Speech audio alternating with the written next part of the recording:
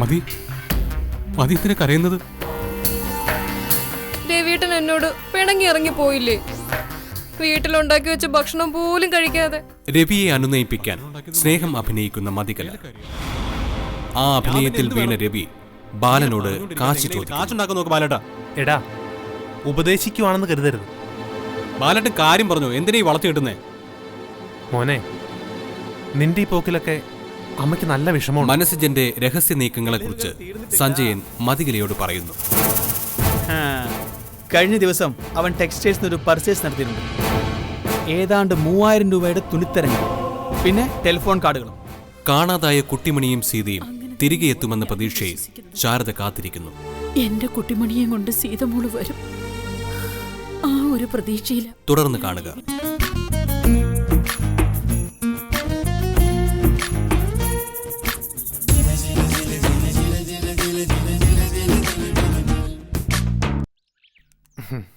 എന്താ ബാല രാവിലെ വാഴക്കൊലയായിട്ട് നടക്കുന്നത്?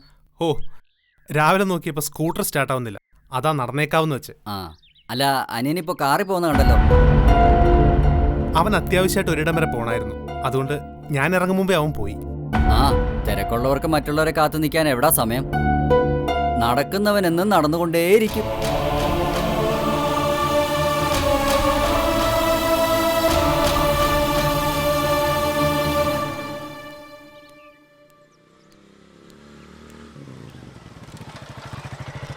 അത് ബാലേട്ടനല്ലേ, നമ്മുടെ കാണാതായ സീതേച്ചിയുടെ ഭർത്താവ്? ആ, അതേടാ. നമുക്ക് ബാലേട്ടനോട് വിവരങ്ങളൊക്കെ ഒന്ന് ചോദിക്കണ്ടേ? അല്ലെങ്കിൽ മോശമല്ലേ? പിന്നെ ആ ബാലേട്ടാ,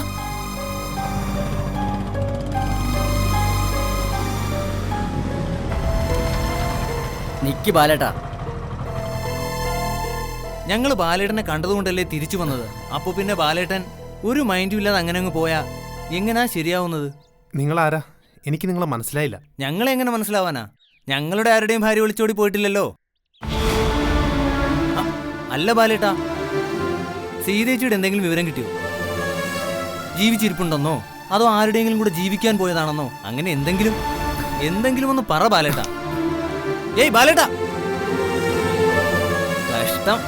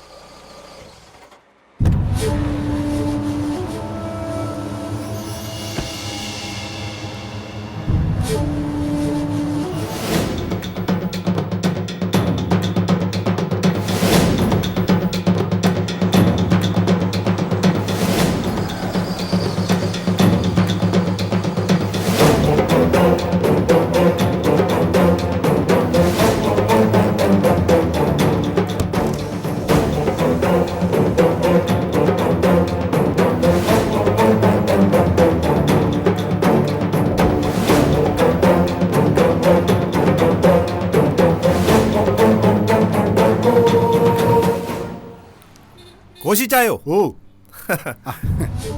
എന്നതാടാ? 2 ഊണ്. ഓ, പാഴ്സലാണ്. അല്ലാതെ പിന്നെ 2 ഊണ് ഞാൻ ഇവിടെ വെച്ച് കഴിക്കൂ? തമാശ പറഞ്ഞതാ.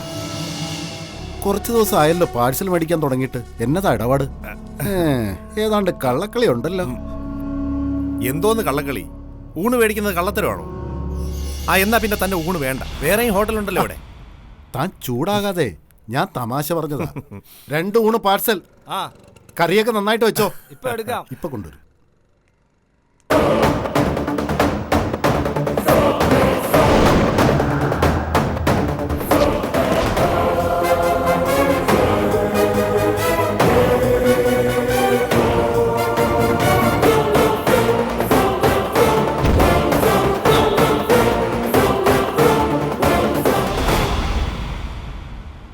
ദാ 2 ഊണ് പാഴ്സല്. ആ,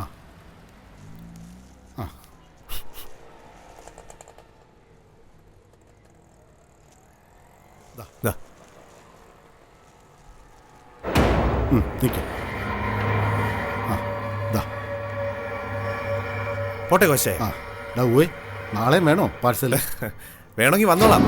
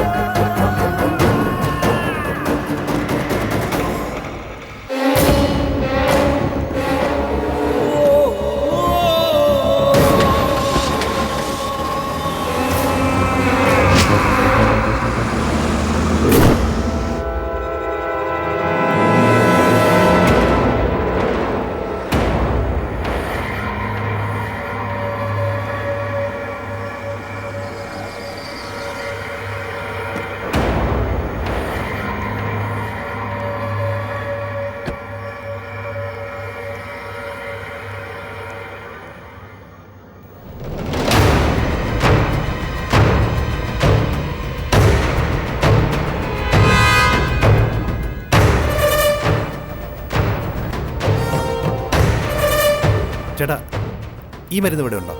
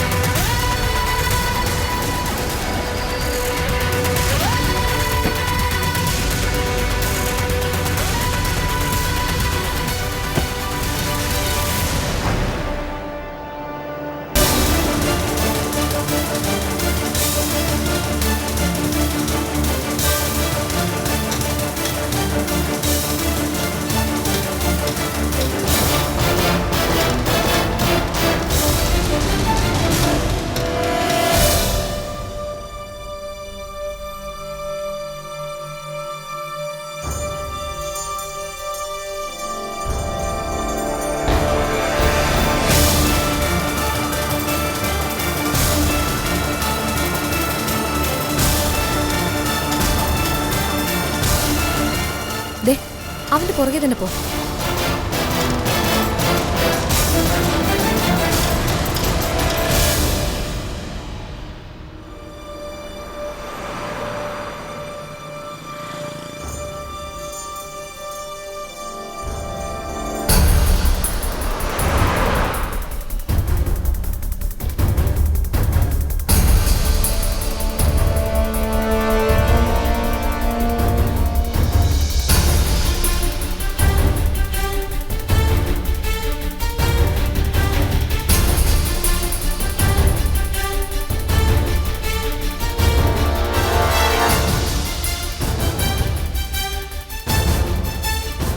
അമ്മേ, ഞാൻ അവന്റെ പിന്നാലെ തന്നെയുണ്ട്, മനസ്സിന്റെ. അവൻ എവിടെ വരെ പോകുന്നു നോക്കുവോ ഞാൻ. നിന്നെ കാണരുതവൻ, കണ്ടു കഴിഞ്ഞാൽ നമ്മുടെ പദ്ധതികൾ മൊത്തം പൊളിയും. അതൊന്നുമില്ല, അവന്റെ കണ്ണിൽ കാണാതെ ഫോളോ ചെയ്യാൻ എനിക്കറിയാം. എന്തോ കള്ളത്തരം അവൻ ഒളിപ്പിക്കുന്നുണ്ടെന്നാണ് എന്റെ സംശയം. ആ, സൂക്ഷിക്കണം. നമ്മൾ അവനെ ഫോളോ ചെയ്യുന്ന കാര്യം അവൻ അറിയരുത്. ശരി മാഡം. അവൻ എവിടെ പോയാലും അവന്റെ കൂടെ നമ്മൾ ഉണ്ടാവണം.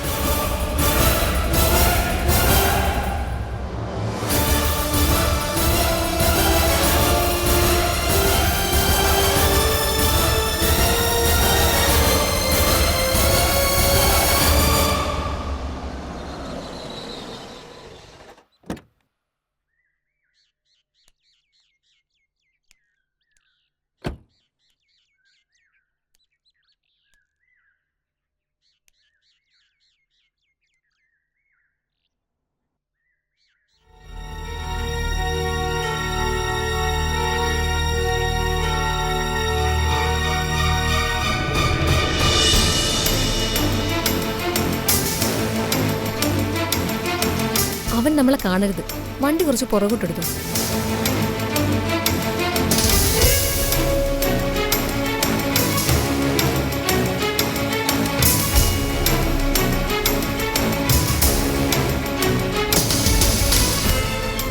ഹലോ, നീ എവിടെ എത്തിയടാ? ഞാൻ വന്നു, നീ ഒന്ന് പെട്ടെന്ന് വാ.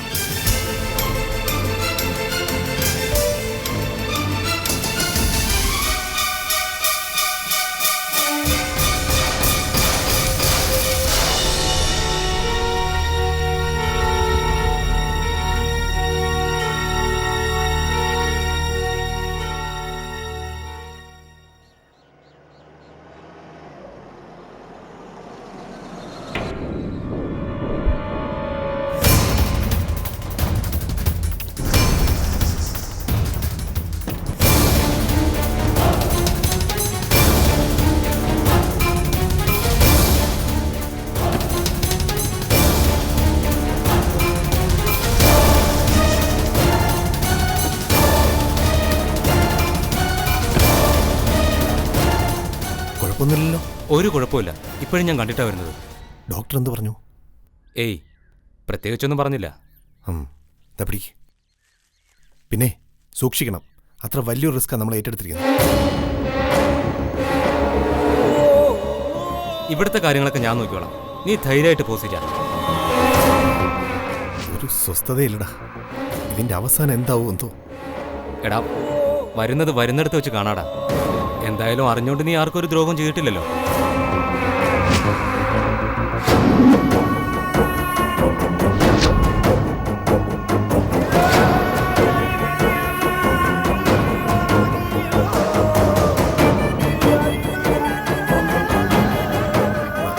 നീ സൂക്ഷിച്ചു പോണേ. ഒരു കാരണവശാലും പുറലോകം ഇതൊന്നും അറിയരുത്. ഏയ് ഇല്ലടാ, നീ ധൈര്യമായിട്ട് തിരിച്ചു വയ്ക്കാം. ശരിയടാ.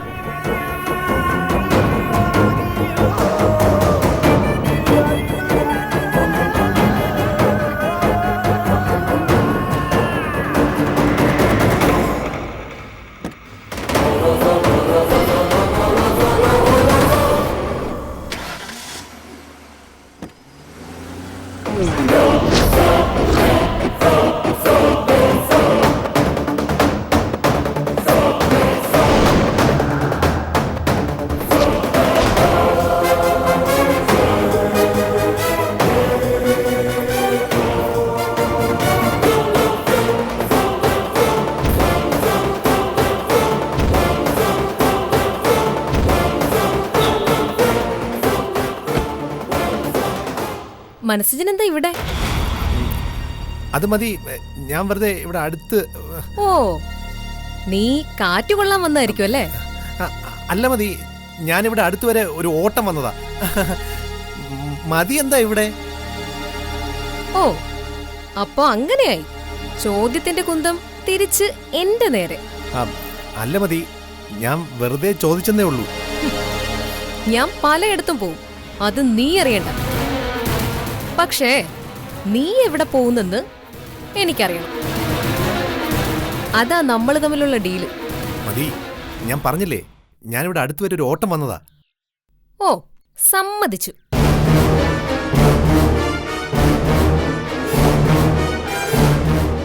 അല്ല, നിന്റെ മുഖത്തൊരു കള്ള ലക്ഷണം ഉണ്ടല്ലോ മനസ്സിജ. എന്താടാ, ഞാനറിയാത്ത എന്തെങ്കിലും കാര്യമുണ്ടോ നമുക്കിടയിൽ? കള്ളത്തരോ? എന്ത് കള്ളത്തരം? എന്തിനാ മതി ഇങ്ങനെയൊക്കെ പറയുന്നേ? ഞാൻ കള്ളത്തരം കാണിക്കാറുണ്ട് എന്ന് പറഞ്ഞ് ഞാൻ മതിയോട് അത് കാണിക്കുവോ? ഓ, ഞാൻ നിന്റെ ജീവനാണല്ലോ. അതിനെന്താ മതി സംശയം? മതിയോടുള്ള ഇഷ്ടം കൊണ്ടല്ലേ ഞാനതൊക്കെ. ദേ, ഇവിടെ നിന്ന് നീ സ്നേഹത്തിന്റെ കണക്കൊന്നും വിളമ്പണ്ട. സ്നേഹം എന്ന് പറയുന്നത് ഒരു വിശ്വാസം കൂടിയാണ്. വിശ്വാസത്തിന് ഒരു പോറിൽ സംഭവിക്കുന്നിടത്ത് സ്നേഹത്തിന് ആഴത്തിൽ മുറിവേൽക്കും.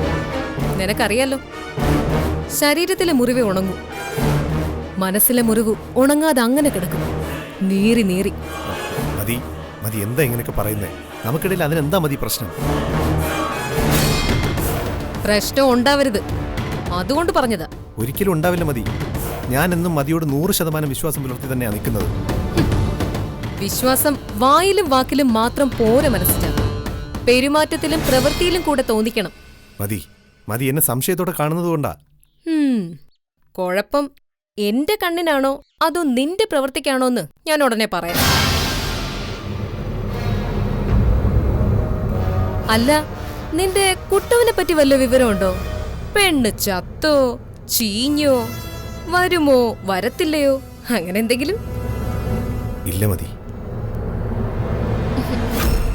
അയ്യോടാ, എന്തൊരു സങ്കടം, മുഖം വാടിയത് കണ്ടില്ലേ?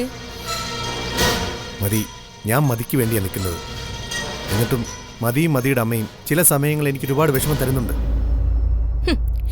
ഞാൻ നിനക്ക് വിഷമം മാത്രം അല്ലല്ലോ തന്നിട്ടുള്ളത്, ഇഷ്ടംപോലെ കാശും തന്നിട്ടില്ലേ? നീ എന്താ അത് പറയാത്തത്?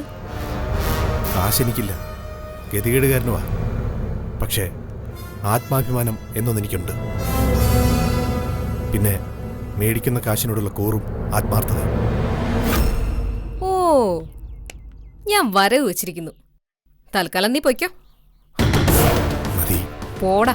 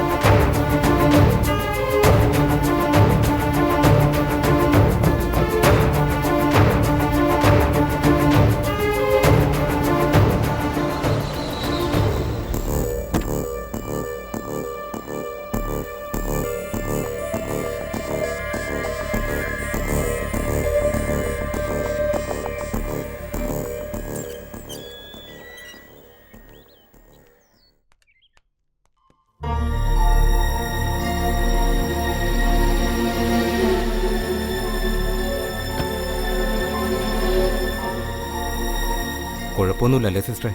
നിങ്ങളിങ്ങനെ എപ്പോഴും കുഴപ്പമുണ്ടോ എന്ന് ചോദിച്ചിട്ട് വല്ല കാര്യമുണ്ടോ? അവസ്ഥ പഴയ തന്നെ. നിങ്ങൾ ദൈവത്തോട് പ്രാർത്ഥിക്ക്, അല്ലാതെ എന്തോ ചെയ്യാനാ? അല്ലെങ്കിൽ പിന്നെ നിങ്ങൾ വേറെ വലിയ ഹോസ്പിറ്റലിൽ കൊണ്ടുപോകണം. അതിന് നിവർത്തിയില്ലാത്തോണ്ടല്ലേ സിസ്റ്ററെ ഇവിടെ കൊണ്ടുവന്നത്? എങ്കിൽ പിന്നെ ഭേദമാകുമ്പോ ഭേദമാകും, അത്രേ ഉള്ളൂ. സിസ്റ്ററെ, എന്താ? ഞാനും അകത്തോട്ടൊന്ന് വന്നോട്ടെ, ഒന്ന് കാണാൻ. നിങ്ങളുടെ മട്ടും ഭാവമൊക്കെ കാണുമ്പോ എന്തോ കുഴപ്പം പിടിച്ച മാതിരിയാണല്ലോ. നാളെ ഞാനും കൂടി പോലീസ് സ്റ്റേഷനിൽ കയറേണ്ടി വരുമോ? അയ്യോ, അങ്ങനെ കുഴപ്പം പിടിച്ച കേസൊന്നും അല്ലേ സിസ്റ്ററെ. അങ്ങനെയാണെങ്കിൽ നമ്മളിവിടെ വരുമോ? എന്നാ വാ, കേറി വാ. ആ.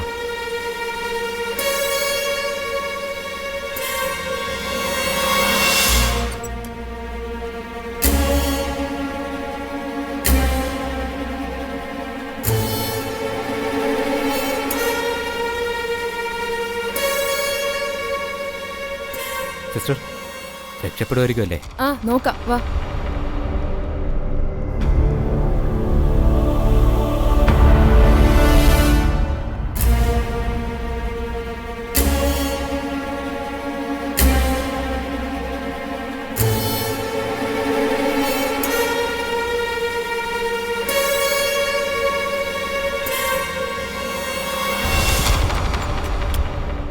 ഇവിടെ നിക്ക്.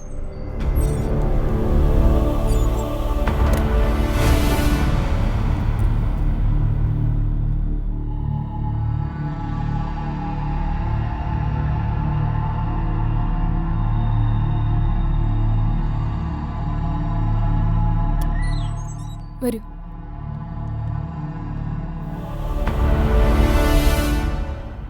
വാ. ഇവിടുന്ന് കൊണ്ടുപോയാ ചിലപ്പോ പെട്ടെന്ന് രക്ഷപ്പെട്ടേക്കും. നോക്കുന്നുണ്ട്. എന്തായാലും മനസ്സിച്ചും തീരുമാനിക്കട്ടെ. ശരി, വാ.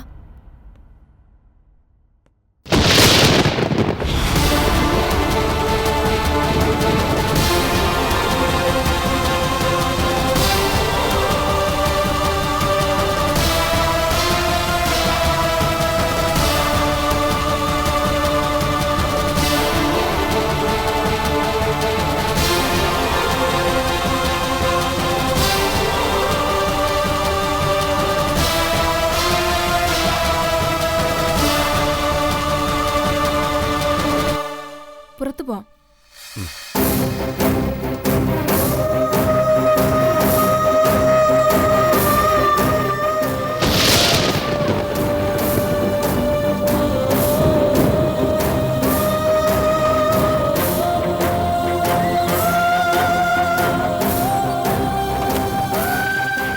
ഇവിടുന്ന് കൊണ്ടുപോയാ ചിലപ്പോ പെട്ടെന്ന് രക്ഷപ്പെട്ടേക്കും. നോക്കുന്നുണ്ട്. എന്തായാലും മനസ്സിച്ചും തീരുമാനിക്കട്ടെ. ശരി.